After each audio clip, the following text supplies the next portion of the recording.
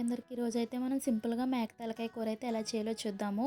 ముందుగా కుక్కర్ పెట్టుకుని కుక్కర్లో బిర్యానీ ఆకులు, అలాగే దాల్చిన చెక్క, లవంగం, యాలకులు ఇవి వేసుకుని ఒక 2 నిమిషాలు ఫ్రై చేసుకోవాలి.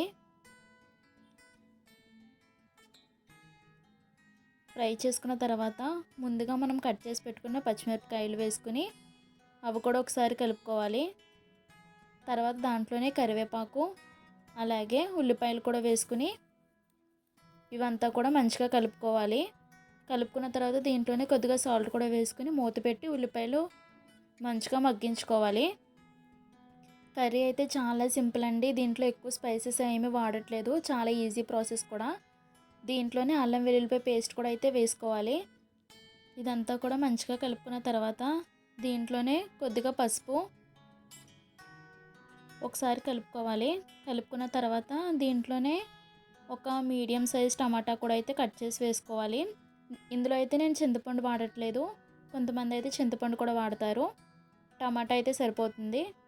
ఇదంతా కూడా మంచిగా ఫ్రై అయిపోయిన తర్వాత ముందుగా మనం కడిగి పెట్టుకున్న మేక తలకాయ కూడా అందులో వేసుకుని దాంట్లోనే కొద్దిగా సాల్ట్ కూడా వేసుకుని మూత పెట్టి మంచిగా మగ్గించుకోవాలి. చాలా ఈజీ ప్రాసెస్ అండి. ఇప్పటివరకు ఎవరైనా ట్రై చేయకపోయి ఉంటే కనుక డెఫినెట్గా ట్రై చేయండి. ఇలా వాటర్ అనేది సపరేట్ అవుతుంది. అప్పుడు దాంట్లో కారం అయితే వేసుకోవాలి. మీరు ఎంత అయితే టేస్ట్కి కారం తింటారో దాన్ని బట్టి కారం అయితే వేసుకోవాలి. మేము కొంచెం కారం ఎక్కువే తింటాము, అందుకని కొద్దిగా కారం ఎక్కువ అయితే వేస్తున్నాను. ఇదంతా కూడా ఒకసారి మంచిగా కలుపుకున్న తర్వాత దాంట్లో వాటర్ అయితే వేసుకోవాలి. వాటర్ వేసుకున్న తర్వాత మూత పెట్టి ఒక 7-8 విజిల్ అయితే రానివ్వాలి. 7-8 విజిల్ వచ్చిన తర్వాత కూడా ఇంకా ఉడకకపోతే కనుక ఇంకో 2 విజిల్స్ వేయించి మసాలా అయితే వేసుకోవాలి. దాల్చిన చెక్క, జీలకర్ర, ధనియాలు, ఎల్లుల్లిపాయలు ఇవి దంచుకొని వేసుకోవాలి.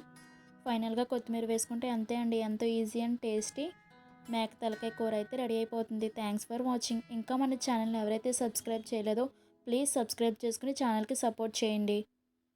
మన ఛానల్‌కు సబ్స్క్రైబ్ చేయండి ఫ్రెండ్స్.